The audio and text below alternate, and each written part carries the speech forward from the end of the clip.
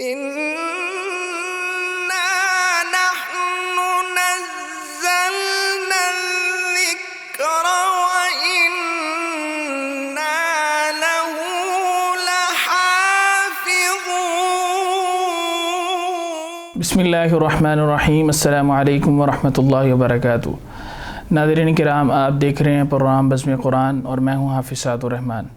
ناظرین کرام، آج کا پروگرام جو ہے وہ تعارف اہل قرآن سیریز میں سے ہے۔ آج ہمارے مہمان جناب قاری اختر اقبال صاحب ہیں، جو کتب کثیرہ کے مصنف ہیں، جنہوں نے علم قرات پر تقریباً 20 سے زیادہ کتب لکھی ہیں، اور آپ کا تعلق جو ہے وہ پشاور کے قریب ایک علاقہ مردان سے ہے، اور جناب قاری شیخ محمد ابراہیم میر محمدی حفظہ اللہ کے خاص الخاص شاگرد ہیں۔ میں کافی عرصے سے یہ چاہ رہا تھا کہ قاری صاحب کے ساتھ ایک نشست ہو۔ قاری صاحب کا نہایت شکریہ کہ انہوں نے ہمارے لیے وقت نکالا۔ چلیے ہم قاری صاحب سے گفتگو کرتے ہیں۔ قاری صاحب، سب سے پہلے تو آپ کا نہایت شکریہ کہ آپ نے ہمارے لیے وقت نکالا۔ جزاک اللہ خیرا کثیرا، اللہ تعالیٰ کو عزت و برکت سے نوازے۔ آمین، جزاک اللہ۔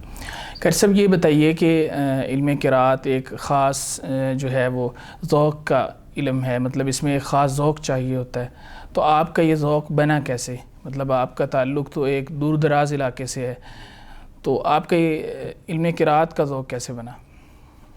جب ہم چھوٹے تھے تو اسکول میں جو صبح کے وقت تلاوت اور اس طرح ترانہ ہوتا تھا، تو اسکول والوں نے مجھے سلیکٹ کیا تھا اس کے لیے۔ تلاوت میں کرتا تھا اسکول میں۔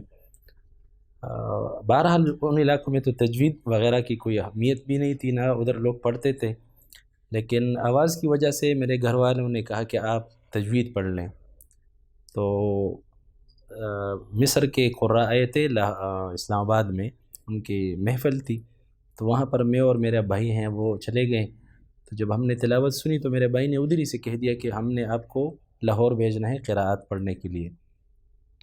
تو اسی وقت سے میں پھر لاہور آیا تھا جامعہ دارالعلوم اسلامیہ میں، اور وہاں پر پھر وہ جو آگے پڑھائی ہوئی، تو جو میرے نکلنے کا تھا وہ آواز کی وجہ سے تھا، اور دوسرا گھر والوں نے یہ سمجھا کہ آپ چلے جائیں اور قرات و تجوید آپ پڑھ لیں۔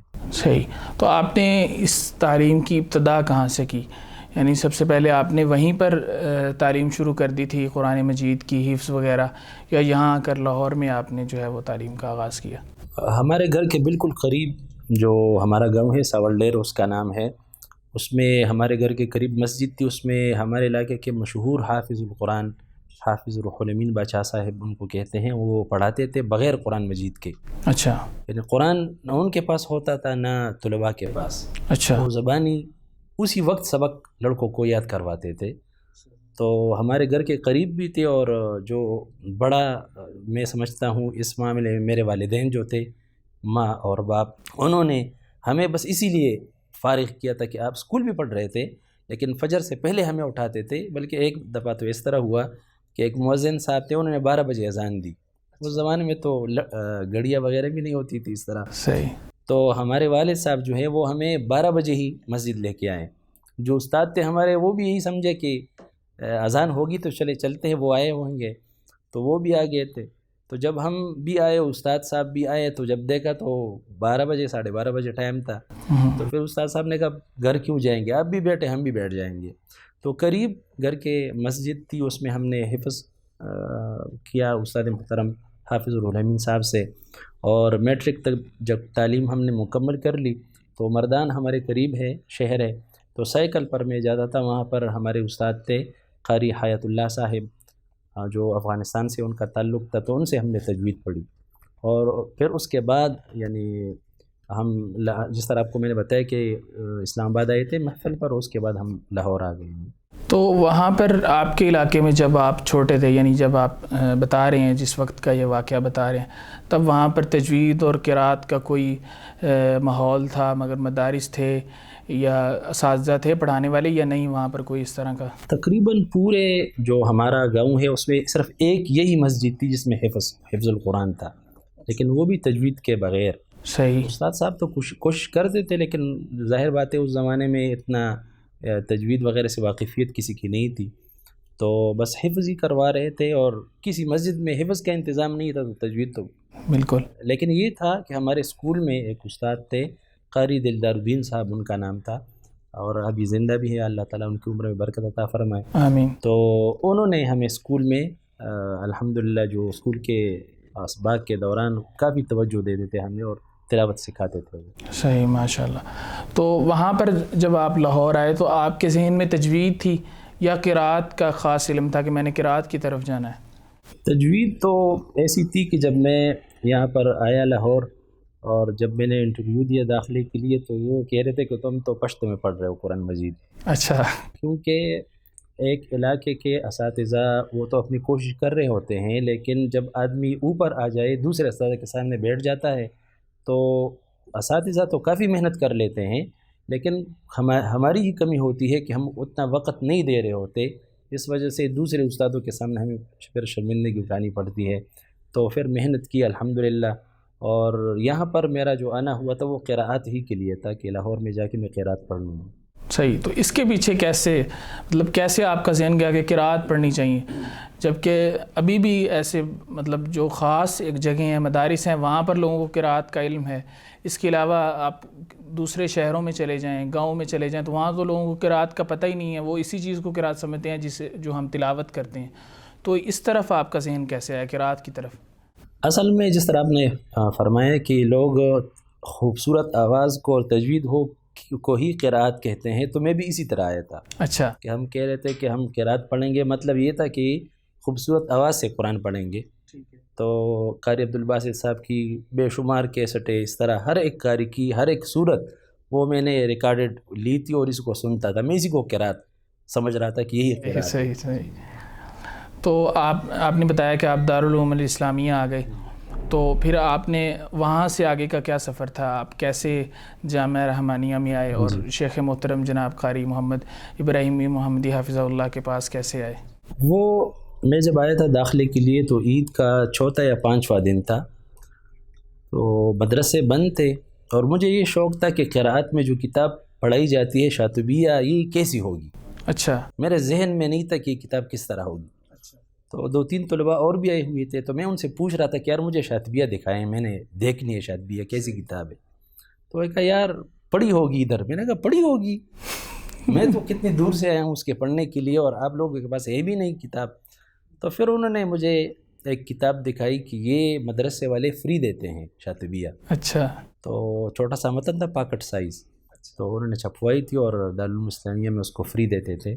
تو جب میں نے دیکھی تو یعنی جو میرے ذہن میں اس کی محبت اور جو اکرام تھی تو اس سے میں نے نہیں دیکھا اس کتاب کو کہ وہ لڑکوں کے پاس جس طرح تھی.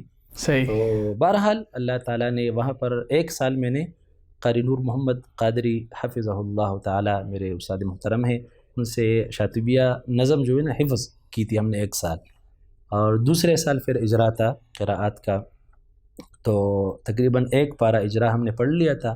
اسی دوران مدرسے والوں نے ایک سیشن کروایا، بڑے بڑے قرۂ کرام کو مدعو کیا تھا اور اس میں حضرت قاری صاحب بھی موجود تھے. تو طلباء سوالات پوچھتے رہتے تھے اور یہ اساتذہ کرام ان کے جوابات دیتے تھے. تو بس اللہ رب العزت نے میرے دل میں قاری صاحب کی محبت ڈالی. اور میں جو جوابات سن رہا تھا وہ کافی اب بھی تک میرے پاس موجود ہے. یعنی جو سوال و جواب ہوئے تھے میرے پاس اب بھی موجود ہے کہ کس استاد سے کس ساتھی نے کیا سوال کیا تھا اور استاد نے کیا جواب دیا تھا. تو اس میں جو زیادہ جوابات جو دیے تھے قاری صاحب حفظہ اللہ تعالیٰ نے دیے اور مجھے بہت اچھے لگے. پھر استاد محترم جو تھے قاری نور محمد صاحب، ان سے میں نے بات کی تو انہوں نے کہا کہ شیخ صاحب جو ہے وہ جو آپ کا شوق ہے وہی پورا ہو سکتا ہے، وہاں پہ چلے جائے. تو پھر میں آیا تو قاری صاحب نے شرط لگائی کہ آپ قاری حمزہ صاحب کو شاطبیہ میں امتحان دیں گے حفظ. صحیح. تو میں نے کہا ٹھیک ہے، کیونکہ الحمدللہ ادھر یاد کی تھی شاطبیہ. تو پھر امتحان تو نہیں ہوا لیکن الحمدللہ قاری صاحب نے داخلہ دیا اور تقریباً 1 سال تک میں قاری صاحب کے پیچھے ایسے پڑا رہا کہ قاری صاحب جہاں بھی جاتے تھے میں پیچھے ہوتا تھا. اچھا. لیکن ظاہر بات ہے کہ جو ابتدائی طلباء ہوتے ہیں اساتذہ کو پتہ نہیں ہوتا کہ یہ کل پڑھیں گے نہیں پڑھیں گے، کس وجہ سے آئیں یہاں، آگے ان کا مستقبل کیا ہوگا. تو 1 سال بعد قاری صاحب نے مجھے انفرادی طور پر ٹائم بھی دیا اور محبت اور بہت زیادہ جو ہے انہوں نے نواز دیا الحمدللہ اس سے. صحیح، ماشاء اللہ. تو یہ کس سن کی بات ہے جب آپ جامعہ رحمانیہ میں آئے تھے؟ تقریباً 2001 کی بات ہے. 2001 کی. اور آپ نے کتنا عرصہ یہاں پر پڑھا؟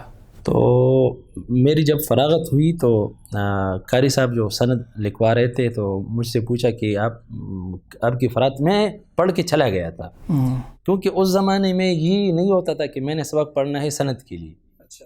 میں نے جب پڑھ لیا فراغت ہو گئی میری تو میں دبئی چلا گیا تھا. اچھا. تو استاد جی سے میری بات ہوتی رہتی تھی تو استاد جی نے فرمایا کہ آپ جب بھی آئیں آپ کا سند میرے پاس پڑا ہے آپ آ جائیں. اچھا.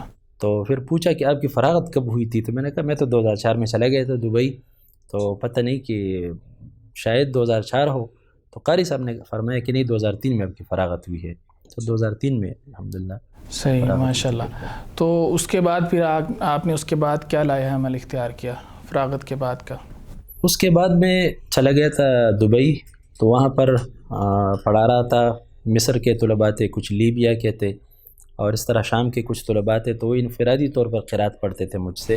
اچھا. اور استاد جی سے رابطہ وہ رہتا تھا.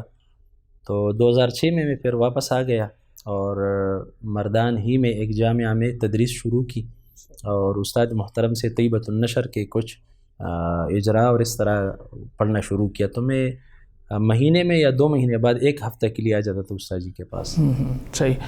تو آپ نے جب جامعہ رحمانیہ میں آپ ایک خاص مقصد کے لیے آئے, ایک خاص پیاس کی بجھانے کے لیے آئے, تو کیا اس عرصے میں آپ کا وہ مقصد آپ کو حاصل ہو گیا, یعنی کہ علم قرات جی کا بالکل جو علم حاصل کرنا چاہتے تھے؟ جی بالکل, کیونکہ وہ اس طرح ہوا کہ میں جب پہلے دن بیٹھ گیا کلاس میں تو پہلی کلاس کے جو طلباء تھے وہ ظاہر بات ہے وہ آپ کو بھی علم ہوگا کہ سورہ بقرہ نصاب تھی پہلی کلاس میں. تو میں نے ایک پارہ ادھر پڑھ لیا تھا دارالاسلامیہ میں.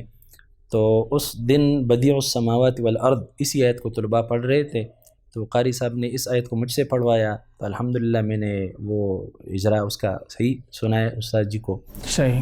تو قاری صاحب نے مجھے وہیں سے جو دوسری کلاس تھی ان کی اجرا سورہ مریم تک تھی تو قاری صاحب مجھے لے گئے اور اس دن ان کا اجرا چل رہا تھا واسألہم عن القریۃ التی کانت حاضرۃ البحر. تو اس میں بھی میں نے اجرا پڑھ لیا. پھر قاری صاحب نے کہا میری ایک اور کلاس بھی ہے, تو جو آخری کلاس تھی قرات سماع کی وہ پڑھ رہے تھے, یعنی ان کا جو 21واں پارہ ہے وہ ختم ہو گیا اور میرا جب نمبر آیا تو قاری صاحب نے فرمایا کہ آپ پڑھ سکتے ہیں, تو میں نے کہا جی میں پڑھ سکتا ہوں. تو شاطبیہ میرے جیب میں ہوتی تھی تو میں نے شاطبیہ نکال کر اس آیت کو دیکھا وَتَعْمَلْ نُؤْتِ بِالْيَاءِ شَمْلَلَا کہ حمزہ کے صحیح رحمہ اللہ دونوں تعمل نؤتی کو یا سے پڑھتے ہیں, تو میں نے وہ بھی پڑھ لیا. تو پھر قاری صاحب نے فرمایا کہ آپ اس طرح کریں کہ آپ آئے ہیں قرات کے لیے تو آپ پوری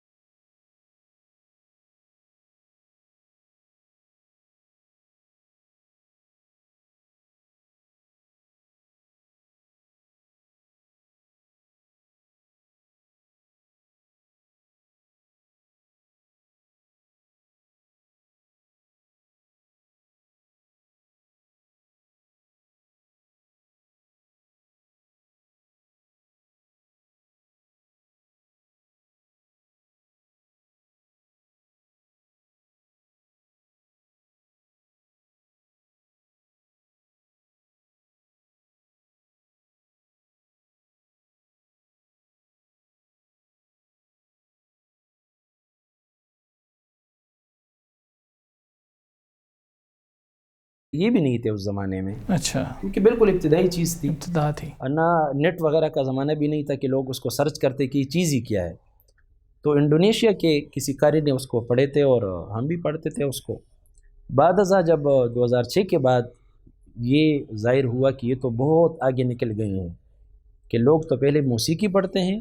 یہ میں نے خود سنا ہے بلکہ دیکھا ہے کہ جو قراء اس کو پڑھتے ہیں، اللہ تعالیٰ کا مبیشی معاف فرمائے، کسی کو دل آزاری ہو تو میں ان سے معذرت چاہتا ہوں، لیکن وہ لوگوں سے موسیقی کے آلات خریدتے ہیں. اچھا، کہ آپ خریدیں ان چیزوں کو، اسی پر ان کو سکھاتے ہیں کہ آپ نے اس کو اس طرح کرنا ہے اس پیانو پر، اور اس کے بعد اس کو تلاوت سکھاتے ہیں. تو یہ اچھی بات نہیں. حتیٰ کہ ایک قاری قرآن مجید پڑھ رہا ہوتا ہے، جہنم اور جنت کی آیات ہوتی ہے، لیکن سننے والا وہ کہتا ہے کہ اسی کا پڑھ رہا ہے، یہ حجاز پڑھ رہا ہے، یہ بیات پڑھ رہا ہے. یعنی اس کو وہ نہیں ہوتا کہ اصل مقصد کی طرف جاتا ہی نہیں. جاتا نہیں. تو میں شروع میں تو جو اس پر رد کرتے تھے مجھے بڑا دکھ ہوتا تھا کہ کیوں اس پر رد کرتے ہیں. تو میں فل موقف میرا یہ تھا کہ یہ ٹھیک ہے، جائز ہے، صحیح. بعد میں دبئی چلے گئے تو وہاں پر کتابیں خریدنے کا شوق تھا، تو بعض کتابیں ایسی دیکھی کہ اس میں رد آیا کہ یہ حرام ہے، اس کو نہیں پڑھنا چاہیے. تو دل میں ایک ایسی بات آ گئی کہ یار یہ تو ذرا رکنا چاہیے، ابھی موقف نہیں دینا چاہیے. تو پھر میں فلی حرام میں ہو گیا کہ بالکل حرام ہے. لیکن جب ہم قرآن کرام کو سنتے ہیں تو وہ لہجات، وہ انداز ان کی تلاوت میں موجود ہوتی ہے. تو جو اس پر زیادہ خوبصورت طریقے سے میں نے مطالعہ کیا وہ عبد الفتاح القاری حفظہ اللہ تعالی، ان کی کتاب سنن القراء و مناہج المجودین میں، کہ انہوں نے کہا کہ آپ ان لہجات کو پڑھیں لیکن جو آپ اپنے اساتذہ سے پڑھ رہے ہوتے ہیں، صحیح، ان کو موسیقاروں سے نہ لیں. آپ وہ لہجہ پڑھیں لیکن اپنے شیخ سے لیں، کیونکہ اس شیخ کی سند اس نے اپنے استاد سے اس کو پڑھا ہے، اس نے پھر آگے استاد سے پڑھا ہوتا ہے. لیکن اگر آپ اس لہجے کو موسیقار سے لیں گے تو وہ تو ظاہر بات ہے وہ گناہ، اور موسیقار کی تو سند آگے نہیں جاتی. ایسے ہی ہے. تو بہتر اس میں یہی ہے کہ اپنے اساتذہ کے لہجات کو پڑھا جائے، نہ کہ کیسٹ وغیرہ سن کر یا انٹرنیٹ پر کسی قاری کو سن کر، کیونکہ آپ کو پتہ نہیں ہے کہ اس نے کس سے پڑھا ہے یہ لہجہ. یعنی کہ اس کے پیچھے کوئی موسیقار ہے یا اس کے پیچھے بھی کوئی استاذ ہیں. جی، لیکن جو ہمارے مشائخ الحمدللہ ہیں وہی لہجات وہ پڑھ رہے ہیں الحمدللہ، لیکن وہ انہوں نے اپنے اساتذہ سے پڑھے ہیں. بس یہ نیت کی چیز ہے، اور یہ بہت باریک فرق ہے، لیکن اس کو کوئی نہیں سمجھ رہا. صحیح. چلیں، اللہ تبارک و تعالی ہمیں اس جو بدعت سے بچنے کی توفیق عطا فرمائے. آپ کا میں ایک دفعہ پھر شکریہ ادا کرتا ہوں کہ آپ نے ہمارے لیے وقت نکالا. اگرچہ یہ بہت کم وقت تھا، اس میں جتنی گفتگو ہو سکی ہم نے کی، اگرچہ مقامات کے موضوع پر ہی ہمیں انشاءاللہ اللہ تعالیٰ نے موقع دیا تو ہم اس پہ جو ہے وہ ایک تحقیقی گفتگو کریں گے. تو ناظرین، آج کے پروگرام کا وقت یہیں ختم ہوتا ہے. جناب قاری اختر اقبال صاحب جو ہیں انہوں نے نہایت عمدہ باتیں کی، ان کی زندگی کے متعلق ہم نے جانا، اور انہوں نے اس سفر کا آغاز کیسے کیا وہ بھی ہم نے جانا. یہ ان کی قرآن کے ساتھ محبت ہے کہ انہوں نے اپنی جو جتنی زندگی گزار چکے ہیں قرآن کے لیے وقف کی ہے. خیرکم من تعلم القرآن وعلمہ کے تحت. تو ہمیں اجازت دیجیے. السلام علیکم ورحمۃ اللہ وبرکاتہ.